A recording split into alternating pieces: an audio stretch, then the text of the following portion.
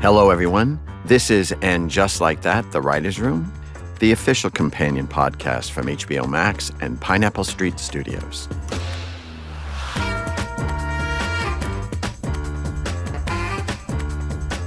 I'm Michael Patrick King, executive producer, writer, and director of And Just Like That, and I'm joined by executive producer and writer Elisa Zuritsky. Hello, everyone.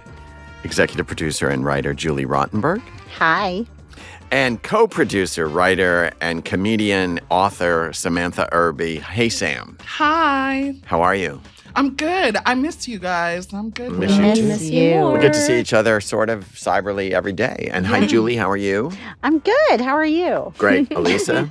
Superb. We're at episode 9. No strings attached. If you have not watched it yet, stop right now what you're doing and go watch this episode. It'll be much more enjoyable. Trust me. Now, the great holy grail of the series for me in the writing room, from the very beginning when we started to lay out all these different characters, and they all started to be on sort of different runways. Charlotte had LTW, Miranda had Naya, Carrie had Che. Che was the bridge to Che, Carrie, Che, Miranda. And then Seema had Carrie as well. Carrie had Seema. My great hope, and we kept talking about, it's not a success unless they're all in the same place. Mm-hmm. That's really the goal for me, was to get them all meeting across storylines. And it was sort of the story idea of complete fusion to me. It was like everything has to come together in some episode.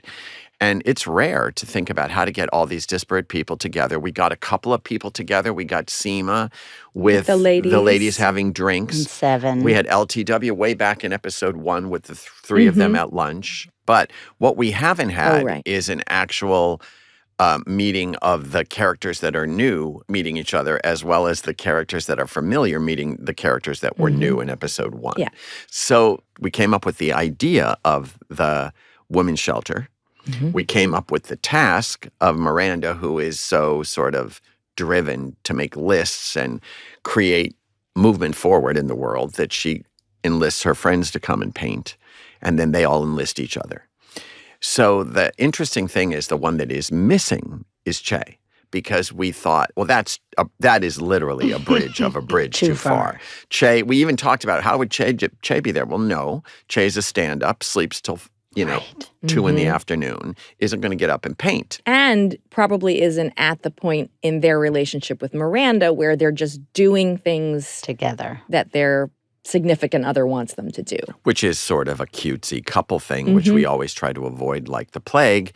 But we did have conversations in the room about the embarrassment of Miranda saying, "Come meet my friends." And we decided to not go that way. Oh, yeah. And it was sort of a late-breaking idea that I believe you had, Michael, which was Steve should be there.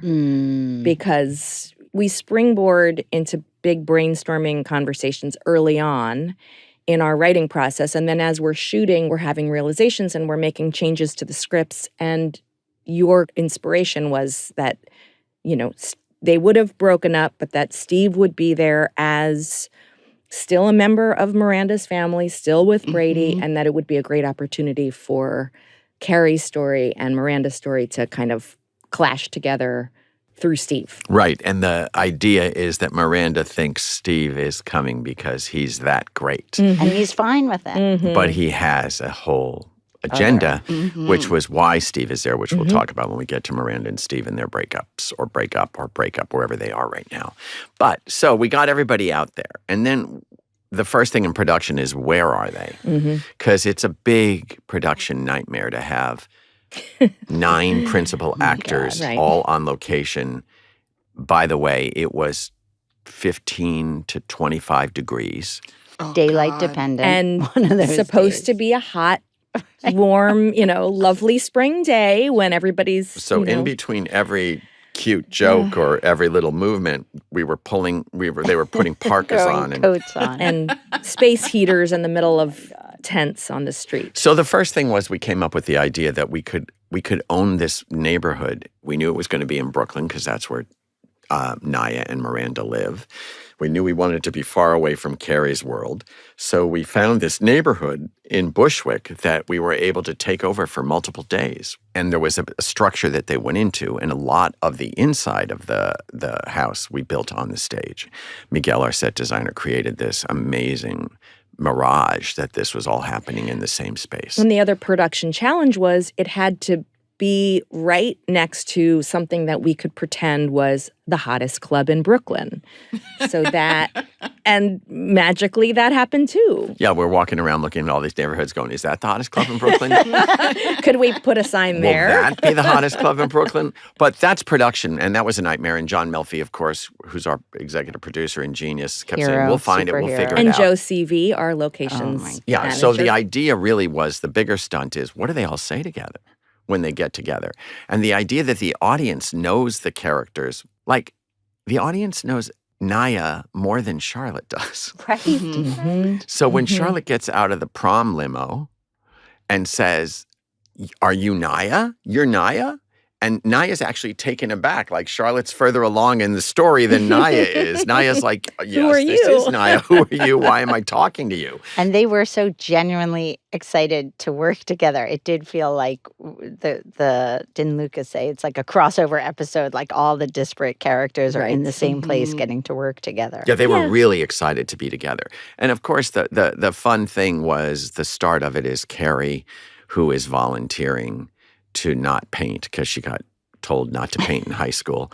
And Seema, she drags Seema along, and the fun thing about Seema being in there is she's never going to paint. But it has one of the most, I'm sure will be a lightning rod line. You can't be the white lady who just writes a check.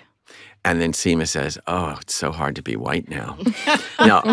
So for me, the most kind of thrilling thing is to see these characters actually meeting. And then we had to do plot stuff, which we'll talk about in a minute, about what happens inside the house and outside of the house. But the idea of Naya meeting LTW on the street, to see those two characters meet and have them be so different. And once again, what we always tried to do was show another side and another side and another side, and that Miranda judges LTW for, first of all, having a camera, and secondly, for what she's wearing. Yeah, right. By the way, that's a Moschino couture outfit, and all those brushes, paint, makeup, tools, scissors, everything is sewed into the outfit. And she shows up, pops out of the limousine Gadget, wearing, I don't know, thigh-high boots, and that sort of jungle safari makeup safari. It's kind of like a makeup thing. safari. It's hilarious. That was too much. I mean, I started cracking up when I saw that. I was like, oh, I know exactly who this person is. It's hilarious. And she has a great sort of balance to that, is that she's taking pictures, and Miranda's judging it as like it's an Instagram moment, because she's judging someone by their prop and their outfit subliminally. And then LTW says, no, I'll take pictures and it'll be great for your website and fundraising. And you just see Naya going, that'll be great. And then Carrie says, how embarrassed are you, to Miranda? But the idea that you can have a character be in that couture, ridiculous getup and then save the day is what I love the most about when you get to create characters and write them. Well, also the scary thing of having all your people interact. I think back to the first episode when LTW says to Miranda, oh my God, is that wine? And Charlotte says, she had a bad day. She assumes it was a judgment. And instead LTW is like, you're my hero, pass it over. And in this moment, Miranda is like, oh God, how is that going to look to Naya? And Naya's like, great, can you help me get catering for 100 people? So it's like when you host a birthday party and you realize some people of your friends have never met before and what's going to come up. Yeah, it's really fun. And the other thing that's interesting is Seema, who's played by Sarita, and LTW, who's played by Nicole, are very good friends that no one knew when we cast them. And I just found out the other day that Nicole texted Sarita and said, are you doing And Just Like That? And Sarita texted back when they first got cast. maybe why. And Nicole says, because I am too. Oh my God. But they had incredible. never. I believe Sarita said we are best friends, like not even good friends. Yeah, and so they had that's never been on amazing. set together. Yeah. And Sarita told me the other night I had dinner with her. Yes, jealous? Yes. You should be. It was Yes. amazing. She said that after she was, Nicole was on the set for the first time watching her do Seema, and they're watching the scene where Seema's just standing there and won't take the paint rollers from Louisa, Right. and she's just doing that cold sort of like, No, I don't thank touch you. paint, no thank Yeah. you, that dry sort of 1930s comedy performance. And Nicole looked at her after the take and said, so that's what you've been doing? That sort of high, strong style comic thing? And Sarita said, yeah, that's Seema. And she's like, wow. Because she'd never That's seen so her do that funny. type of a performance in Right. all the That's so performances great. that Sarita's ever given. That's wild. So then it came down to like, okay, now what happens? Let's start with Carrie. In the story, Carrie and Seema are very close. Mm-hmm. Getting closer by the minute, and it starts with them, of course, in line to get into a club, and they can't get in. But what it brings up for Carrie is she asks Seema if she should be wearing her wedding ring, because Lisette stopped by and gave her a ring and noticed she was wearing a very innocent silver band and basically said, oh, well, that's interesting. What is it? She says, my wedding ring. And this is something that widows have to deal with. And I remember over the course of the shoot, it was like, well, she's still wearing her wedding ring. To take it off felt like a very big step that Carrie wasn't ready for. And it felt like this symbol of her where she was emotionally. And we realized we have to deal with it. And this felt like the perfect And Sarah Jessica moment. has said a couple of times to me on the set, what about the ring? And we had already been in the room going, what about the ring? And the first idea for the ring is, we came up with the idea it was going down a drain. Yep. The idea of a ring going down a drain, and that the wedding has gone down the drain, and that the relatableness of losing something down a drain, it was almost instant drama. Like you don't even have to set it up. Mm-hmm. At one point, she was going to lose the wedding ring at her In her house, apartment. and then we did it was a going whole to go down down and be to in Lisette, Seema. It was going to or be in in Lisette's apartment and- underneath. And it was Yes. always going to be about this thing she's overlooking and how you would have to tear the wall apart to get it. And she kept apologizing, but the ring she shouldn't be attached to, but she still is. But we let go of the Lisette apartment when we came up with the idea that it could go down the drain at the bathroom at the house. In the middle of a conversation with Steve, that's all about him holding on to his ring and his commitment and his vow. Yeah, well, And- that enforces that storyline. Up until that, it's just the ring goes down. And the great thing about the ring going down in the house is when you're doing, I guess, a set piece where everybody's in a house together, what is the drama that's going to happen? So you're not just doing like a festival of look at everybody together. And Carrie is, of course, always our lead drama horse, because it's like people are following this journey of her healing. And now we're targeting the wedding ring, which is a very big deal. And when it went down the drain, it brought up a lot. But at first she asked Seema, what about the ring? And Seema says, no priors. And that gets them to that. They don't get into the club, of course, because it's comedy. Why would they get in? And then, of course, the fun thing that we personally love, is the birthday cake scene with the two of them. And we wanted to hide the fact that it was Seema's birthday. We decided, first of all, we needed a really good reason why they were standing on this line. They're 50 whatever years old. We all know some of the greatest memories from the first season were them going to dance clubs. And we wanted to earn, why are they waiting online? And we decided it's Seema's birthday. She just wants to dance.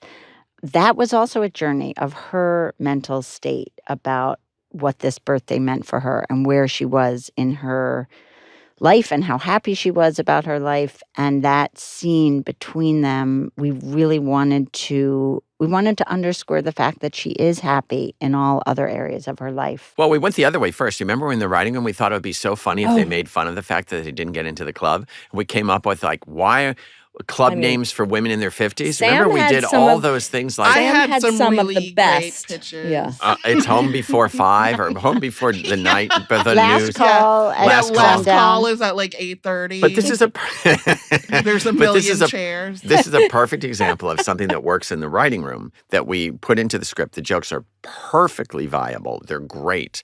But when at the table read, when they came out of their mouths, Seema and Carrie, the whole thing felt sad. Yeah, we weren't laughing anymore. We weren't laughing. For some reason. The room didn't laugh. We didn't laugh. The actresses didn't like it. It just... Because they felt like they were making gallows humor about not being happy about where they were in the world. Mm-hmm. And that was not a color that we liked. Nobody it didn't magnify. And so we changed the whole Seema conversation to having her say she's great with where she is, which of course opens the door to, once you acknowledge something, the universe hopefully will send somebody your way. When she says, I'm fine if no one shows up. At the end of the episode, somebody shows up. But there is a line in that scene between them having birthday cake that I think is ultimate Carrie Bradshaw. When she says, okay, so I don't have a wood-burning fireplace, Seema says, and Carrie says, your fireplace is out there. I know it. And that feels so Carrie to me. Like, of all the lines in the second one, the idea that she's shifted. Optimistic. Yeah, she still believes. She believes but in also it. to call him the love of your life a fireplace, to follow that analogy and say your fireplace is out there, not your man is out there, which would seem ridiculous, but your fireplace is out there, which encompasses everything Seema's dreaming of. So then, of course, when they get to the house, Seema's like, this list we're on, this place we can get into. And then the fact that he does show up and they are so effortless together, and you feel like, oh, they were meant for each other. How yeah, because he's hot and smoky like a fireplace. And giving he her... is. He's hot and smoky like a fireplace. That's great, Sam. I never thought of that. But they are smoking. We have Seema sitting there looking like a femme fatale from a 1940s movie, smoking with red lips. She looks over her shoulder with that hair wave, and there's a hot guy smoking and looking at her. And then they're sparring with each other like a 1930s, yes. He gives her shit from the get-go. Yeah, and the fact of the matter is, what's fun about seeing the two of them is, aside from the fact that it's unexpected for Seema, she's just sitting there not painting, and she's going to write a big fat check, but she's sitting there, and then all of a sudden this guy shows up.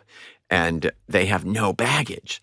A lot of the relationships and just like that of the familiar characters have to do with very long relationships. All very complicated. And here's Seema and Zed. And then you think for the audience, yeah, see, it's still possible to have a little bit of Sex and the City and just like that. And it has nothing to do with being 30 as much as it has to do with being available to be surprised. We also wanted to reward Seema for getting her ass out to Brooklyn with Carrie and going on this this community building experience. Right. And the reason everybody's at the house is because of Naya.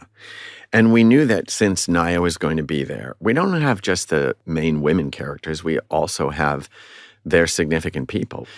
Andre Rashad for Naya, and then we have Herbert for LTW, that we show that these men are there and present. Both are completely different balances. One is perceived as idyllic, the Wexleys, with their 3 kids and painting, and Norman Rockwell painting scenes. And tons and tons of money. When Naya and Andre Rashad are having that micro mini conversation about their life. Look at what they have. Don't you ever want that? And Naya says they also probably have 3 nannies and, arrived in and own their apartment and aren't still renting. I also love that Naya pushed back. I mean, maybe not super directly, but when Andre Rashad is pointing out that Herbert is, like really great with his kids. And she basically is like, well, could you buy me an apartment like Herbert? Could you make my life like Herbert's wife's? Then I'll have a kid, because that's real. Mm-hmm. That's real. And it's also, as soon as he leaves that scene, she turns to Miranda, her new friend, and says that man wouldn't have seen a baby if it was sitting in his guitar case 6 months ago. Right. So the idea that it's not a lifelong need of his. Mm-hmm. And that's something we always wanted to work on with those characters. And every time we talked about it, I remember you would say, we were both, meaning Naya and Andre Rashad, were both focused on their careers. We were both focused on their careers. You never wanted a baby before. And we kept saying, like, that you're allowed to wake up one day. It's like the lawyer in Naya is like, according to, past is precedent. According to our journey together, you've never been interested or desperate to have a kid. We were enough. And now suddenly you are. And he just keeps saying, I just want it. Now, that's the line. He says, I just feel like I want one. And that's actually why Leroy was cast. Because when he said that in the audition, he actually broke. And I thought, I've never seen a male character just go, I want a baby. And he made it real. And the other line in there that's so important is she basically says to him, don't make this miracle of us not enough. Because I believe a couple that meets is a miracle, and then all of a sudden the game changes a little. And for some people it is enough who don't have kids, and they're both on the same page about that. And it's like she keeps trying to pull him back.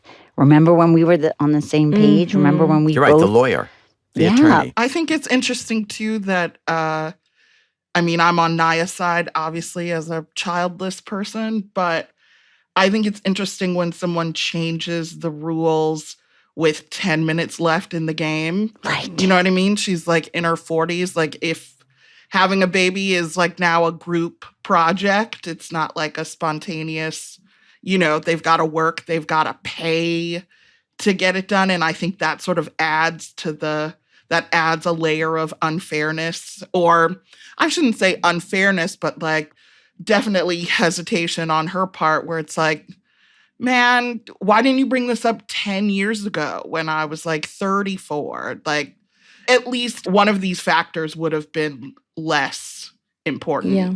When you start putting characters that have never been around each other in front of each other, you start seeing mirrors. Like he sees the relationship that he wishes they had. Steve is wondering about what's Miranda's new relationship. And the way that the audience seems to be responding to the show is they want these relationships to be the way they see them, which is interesting. Like, I don't want this for Miranda and Steve. I don't want it.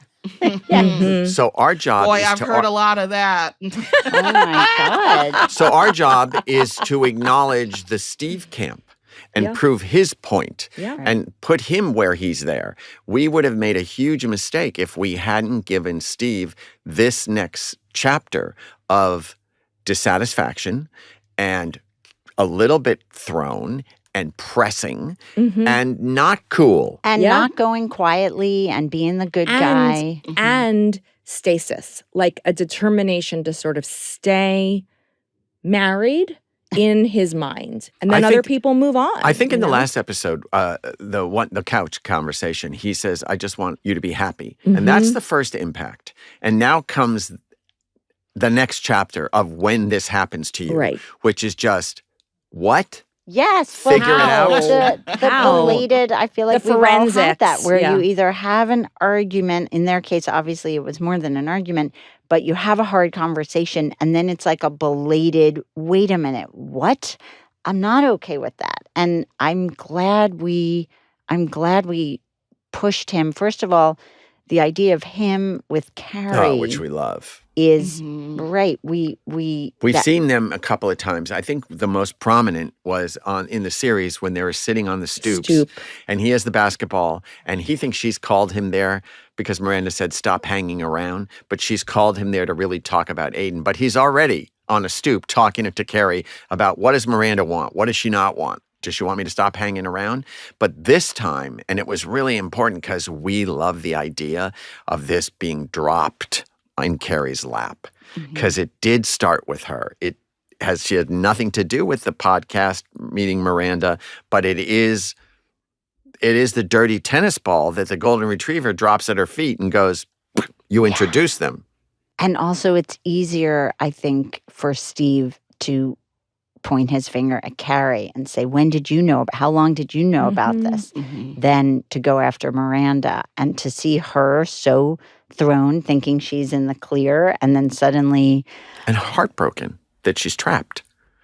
Trapped for her, trapped for him. And what I love is when you first see Steve and he goes, I want Carrie, she's wearing overalls. And you go, oh, that's so cute. Yeah. No, subtext. I'm getting Carrie in a room and get information. Yeah. I want answers. And then the ring, of course, bringing them all together. Of course, Steve, who is everything, quite frankly, he can do it all. But he would be the one who would know how to take the joint apart and find the ring and come to her rescue. And he hands her that ring with that Band-Aid. And she sees what she's been worried about, what she's lost, in somebody else's hand. And it sort of just becomes not so powerful in a weird way. And then at the end, when he says, this ring is never coming off, it says Steve is staying married to Miranda. It's a little bit of a gauntlet. Yeah. It's like, For better or worse, Right. Steve is not saying he's not married to Miranda, and he uses the word never coming off, which implies, I think, in Steve's mind, that Miranda, he says even, I don't care how long or who she does. What she does. I'm still married. And that kind of blind denial of where that relationship actually is the thing that moves Carrie away from It her. shakes her out of her. Yeah, she doesn't want to be that. No, she wants to not be Right. that. I want to talk for a second because I feel like the last time it was the precipice of Che and Miranda getting together, and I was glad and surprised. I had so many people saying, oh, I love that Che. That Che is amazing. Che could do no wrong. And then I feel like in the last few episodes, it was like, Che's a player. I'm worried about Miranda. We wanted, when we were building Che, when Che was still this abstract, combination of traits, we wanted to make sure Che wasn't a magical, perfect being of every gender and every sexuality and every availability. We wanted to figure out what would they clash over? What would be their arguments? And I'm glad at one point we talked about having a scene where after they were out at the restaurant and the fans come over and are, gushing at Che and reminding Miranda how many people Che has slept with. We talked about having a scene where they were back at Che's apartment and Miranda was going to be asleep and Che was going to have gotten up in the middle of the night and was off working or on their phone. And in that version, Miranda was going to wake up and have a total paranoid, you're not sleeping, is it because I'm here? And I'm so glad we didn't do that version, because in the version where she knocks on the door, it's not an imagined paranoia. Che actually says, really wish you would have told me you were coming. Yeah. So it gives Che more agency, and they are actually saying, this is what I don't like. And then, Elisa was talking about when you're in development and you're actually shooting and filming. The reason the staircase is in the show is because we thought they were too smooth, too lovey-dovey. Yeah. And I remember saying, I want spikes. I want danger. I want a mistake. I want a problem. I want something between them that isn't just folding into this melodrama. something that we would never Yes. have done on Sex and the City, which is just two people meet and they're fine. And so the idea Yawn. of the staircase and the running away and Che being bewildered and shocked and chasing her downstairs. And now I feel like, Che's like Stanley and she's like Blanche, or in Streetcar, they're on staircase and Che's sleeveless for a reason. It all feels very messy. And I like that. And you see Miranda's actually panicking. And she can't stand being seen as vulnerable, so she's, oh, I did the wrong thing. I better leave. It's over. This is humiliating. She can't really stay in the uncomfortable. That's You my surprised me. favorite thing about their relationship. When Michael interviewed me for this job, one of the things I said was that I would really love to see Miranda completely undone by a new person, because we don't get, like, she is so calm and controlled all the time. And I think it's like really refreshing to see her like stumbling and vulnerable and like not knowing what she's doing. Sam, I believe you said to me, I want someone to top Miranda. Yeah, That's what you said in the interview. I was trying to keep it cute on the podcast, but yes, I did say that. So this is what this run down the staircase is. It's out of control, and it leads to the cuter aspect of the show, is that now Miranda is Charlotte at the house playing the rules, not doing, that's what Carrie says, what are you going to do? Say you're washing your hair. Now Charlotte, Miranda has been turned because of this, unable to control this relationship, into some rules that women used to use in the 90s to control their feelings about being with a man. Let's talk about Charlotte. As soon as this series was announced, the first jokes we got, other than the Golden Girls, was, but they're all in menopause, as if that means there are no stories to tell. When the menopause conversation came up, I had a story I was burning to tell, and I don't mind sharing it here because I have been going through my own little menopause journey, and I had never been part of many conversations about menopause, and so I had never heard about what might happen to me. And I, like Charlotte, thought I had made a very smooth transition into the change, as older ladies say, and was stunned to find out that after I thought I was done, I was experiencing exactly what Charlotte experienced, which was unexpected, out of the blue periods that lasted 10 times longer than my old periods lasted, and constantly caught me off guard. So, well, and the reveal, if you're okay with the Sure. story, it's too good not to share. Elisa and I live in Brooklyn. We happened to be out in LA on a work trip, and we were taking a bunch of meetings, and one of those meetings involved us passing by a receptionist and walking down a long hall to the office. And later, when Elisa, I believe you were unpacking your suitcase. Well, the thing was, we had about 10 meetings over 2 days. And it wasn't until, and I thought I was on top of the situation while we were on that trip. And it wasn't until I was home and unpacking my suitcase days later, because I don't unpack right away always, that I realized I hadn't been on top of the situation. And Elisa found her skirt. It was a skirt, yes, right? It was a dress. Long skirt, had a huge period stain in the back. Yes. And Elisa then, when in telling me the story, we had to replay every meeting we had, and what Imagine who would have seen all of the her assistants ass. saying, "Oh my God, that poor woman! There, she doesn't know she has her. Suffice oh my God, to and say, her friend isn't telling her." Suffice to say, in a classic writing room way, the minute I heard Elisa had a flash period, I was like, yes, that's got to go in the show. And then it became flash period. What can we do with that? And then, of course, anyone who has, I don't.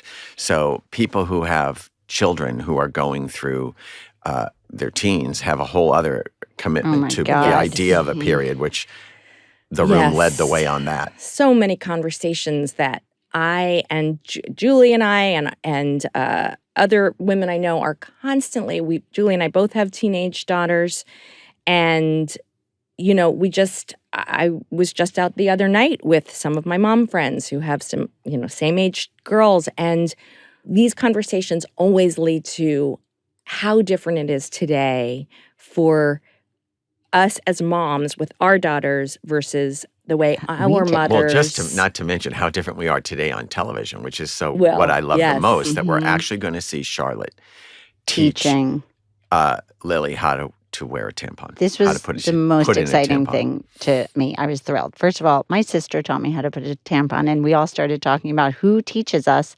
And the fact that the girl who is Lily's age, who is both confident and Sort of perfect. and also like, I know everything. I think it's safe to say super smart. Our girls are Nerves at the of age where they know steel, yeah. everything and don't tell me what to do. But here is something where they need help, and what a perfect way to have. First of all, the joy for me of seeing Charlotte, who is so in control in most aspects of her life, deal with her daughter, because that is one area of your life, no matter how well you have your shit together in every other area of your life. When you have children, you have no control over that. And I think what's interesting is I feel like Charlotte's perfect in this scene. In the She's control. so good. I think she's phenomenal. I think it's one of the strongest things The I've ever montage? seen of Charlotte. Everything. Yeah. Everything from the way she talks to Lily when Lily's in the porta potty. She's managing. And then Yes. she says, the funniest line, which is, I love you. I suppose you pull your own tampon string. Like that's a bigger thing. The story is, this episode's called No Strings Attached. And what we're really seeing is that there are strings everywhere. People have relationships that they're tied to. And in the world of the show, people are tied to the couples that they invest in.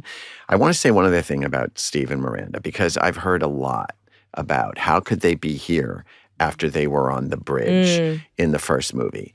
And yes, that was an incredibly, incredibly emotional recommitment to each other.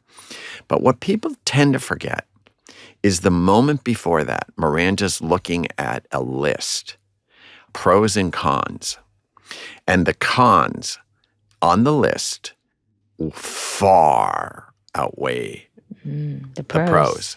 And what she actually gets up and goes to the bridge is because she sees the milk mustache on her face, which reminds her that her and Steve once had a laugh over that.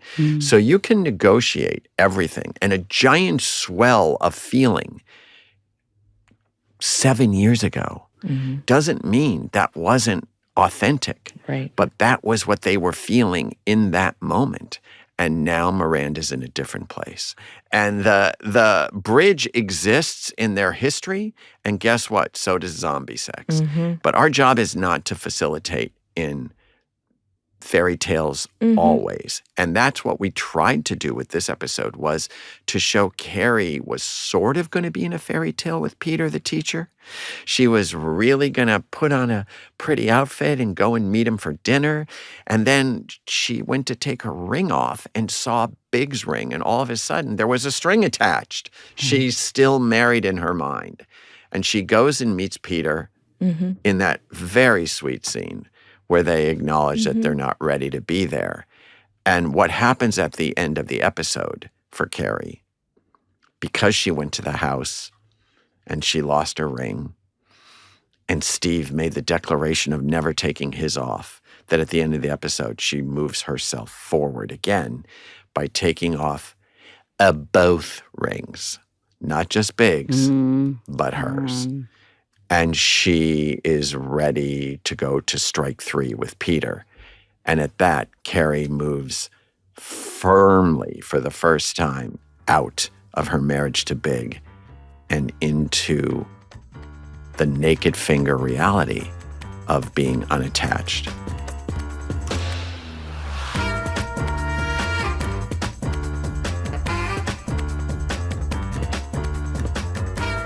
And just like that, we've reached the end of another podcast episode. Thanks, Samantha, Elisa, and Julie for today's conversation. We'll be back next week to unpack the finale of And Just Like That. See you then.